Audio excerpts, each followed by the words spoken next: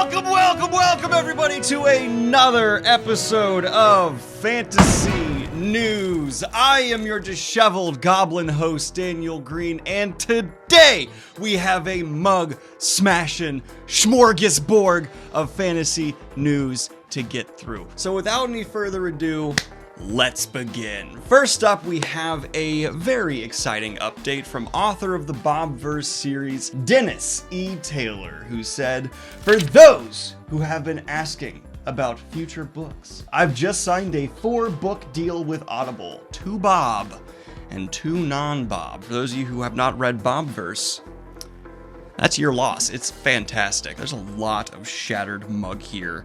I thought it would break a little bit cleaner than that. I didn't cut my hand though, so success. And my message to Dennis Taylor, why don't you want to come on the channel for an interview? Do I need to add more pressure? Pips will not receive pets until Dennis Taylor agrees to an author interview. That's how we're doing things. Not really. If you want to come on, that's great. If you don't, I understand. Not every author like to do interviews like that, but I'd love to have you on. But as the joke continues, no pets for Pips until Dennis is here. But I know why you're here. I did cut my hand. There's a tiny little bit of blood. But I know why you're here. You want the art. You want to see the beautiful tapestry that fantasy allows. And very few are able to consistently bring art as enjoyable as Subterranean presses. And they have announced a new layout for a day 0 run. They have the signed limited editions and the signed lettered editions for $80 and $275 respectively. Quite the nice art. I do think they are arted well here. They arted well here. They did the arts good. Of course I want to support the indie author community or whatever, so I need to point out that the Goblin, Daniel Greene, posted an update that his second book, Rebel's Creed, its edits are mostly done. Whatever, that guy. But fascinatingly transitioning into the mainstream, it seems that NPR has put out some polls where they tried to figure out what exactly has been the best fantasy and or sci-fi of the past decade. And it's a pretty interesting list. A lot of stuff I expected to see. Some interesting books I didn't quite think had the audience to earn their way on here, but this is probably the most comprehensive representation I have seen of the mainstream look at fantasy and sci-fi the last 10 years. So if you're curious to see what exactly the, wider audience outside of the little bubble we exist in largely here is looking at, I do highly recommend checking this out. It's a pretty comprehensive, interesting list, and love seeing the list here on NPR. Mainstream! And I know, more Wheel of Time news, but there's one thing specifically I did want to address because I have wider, deeper thoughts on it, and that is Rafe Judkins, the showrunner, replying to one fan who asked, "Rafe, whose idea was it to have Matt have a beard?" And Rafe responded, "We aged up the Emmonsfield 5 from the books because sometimes TV shows with a bunch of 17-year-olds as leads feels more like YA, and the Wheel of Time isn't YA." And I've kind of been advocating for aging up the Emmonsfield 5 a bit since, the show was first announced, but I haven't really thought they did it, mainly because I always just kind of imagine this cast being a bit older, though I do constantly remark on how, I don't know, imagination versus logical, no, you know what I mean. But here specifically, I think this is a very good justification, and it's actually a pretty blunt look at some of the decisions a showrunner like this has to make behind the scenes. How will the show be interpreted? And okay, I also think maybe this is more of like a meta level he's not saying. I don't know if this is true, but if I was in his shoes, I would have also made this call due to the fact that, older actors typically means a bit more experience, a bit better on average performances. I'm trying not to diss child actors here. Anyway, I like this decision. I know everyone, every time I say that about Wheel of Time, is like, Daniel just shills for Wheel of Time, even though he's criticized several things about the show in the franchise before. I just am going to ignore that and say that he's only praising because he's a shill. This particular one, I do enjoy. I hope they age them up a bit. I hope they make them a bit more mature as the Emmonsfield 5, and I hope they include more And I hope they include a bit more adult themes with them as well. I wouldn't mind it if we saw them hooking up and things like that when the show begins, because I want this to do whatever it can to feel not like medieval fantasy. And so getting rid of those like older ideas of like, you have to wait till marriage to is not exactly something I think is necessarily reflective, and again will help it step outside the perception that it is just typical medieval fantasy. And now, I'd like to say I'm not tempted. I'd like to say I see this as just the bland corporate product it is, and I don't need it. I don't need it.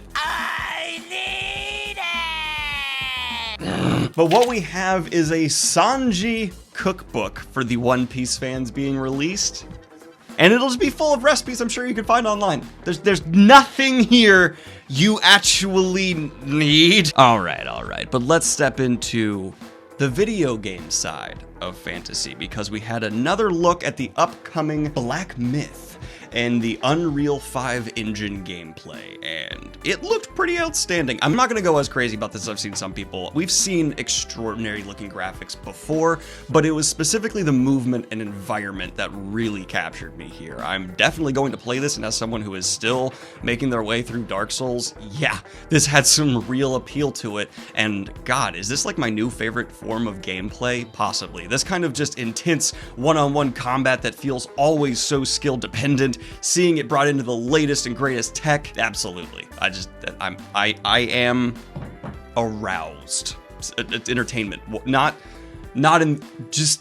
in the more classical academic sense. But if we're gonna talk about video game news, we need to go ahead and touch on Halo, because it has been announced that Halo Infinite will not ship with campaign co-op or Forge at launch. 343 Industries has confirmed, and I want to use this not only as a notable piece of news that is worth talking about, but also to bring up a previous story I covered here that people, well, honestly, it was my fault. I was not clear enough. I don't want to put the blame anywhere but on myself, but I talked about how Amazon and their game, which I think is called like I can't remember the name off the top of my head, but one of their games keeps being delayed, and I criticized that, and a lot of people said, oh, Daniel's saying that it's okay for developers to be crunched. No! Not then, not now for this Halo story. Absolutely not. If I ever am criticizing a game studio for f***ing up a game, it's never, ever, in my opinion, a developer's fault. As someone who was a software engineer, as someone who knows this industry,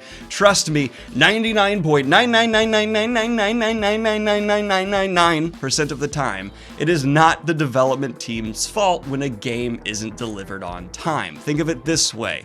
If a construction crew is working on a house and delays come about because they're unavoidable problems, or they're suddenly rushed because management goes, actually, we'd like this building to be done by Christmas for the holidays, so just skip all this stuff and get it done quick. That's not the construction crew's fault, just like it's not the development team's fault on Halo or the Amazon one. It's management issues. So if you ever hearing me talk about this stuff, blame management. And in my personal opinion, games, I can't believe this is a controversial take in any capacity, games shouldn't be released before they are completely done. This should not come out in the state it's apparently in. No, if you are going to be spending $60 to sometimes $80 or $100 to $120 if it's like a deluxe luxury edition on a game, you as a consumer are owed the finished product day one. And that is not the development team's fault. If it is not given to you, it is marketing and management. The only thing I can say for issues like this in the past is at least I give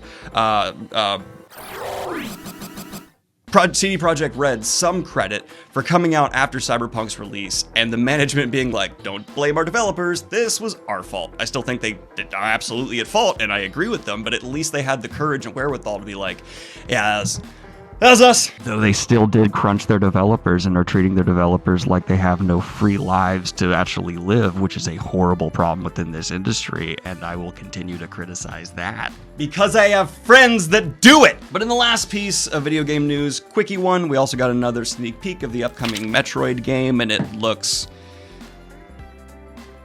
suspicious is the word I will use. even though it is not applicable, because what matters here is not the word I choose, but bringing your awareness to the game. Anyway, that has been your latest episode of Fantasy News. I am one caffeinated boy, and I'm excited and eager to edit this for you and get it out. Love, love, love, love, love. Like and subscribe if you have not already. Hit the Patreon if you want to support what I do here. And have a good one, y'all. I just nailed this Fantasy News. Peace. Anyway, I'd like to record a special shout out to my latest high tier Patreons, Enos and J.W. McKinney.